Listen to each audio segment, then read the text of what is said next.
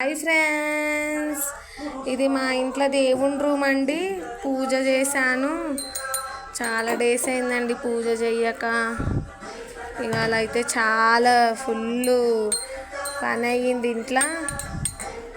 ఇంకా ఇప్పుడు పూజ చేసుకున్నా అండి. ఈవినింగ్ అయ్యింది పూజ అయ్యే వరకు.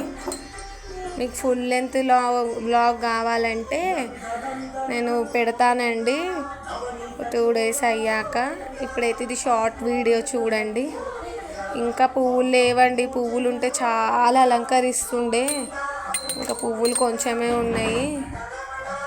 ఇప్పుడు ఇంతే అండి. ఇంకా బాగా చేసినప్పుడు మీకు పెడతాను. పువ్వులు ఎక్కువ పెట్టాలని ఇష్టం ఉంటుంది నాకు.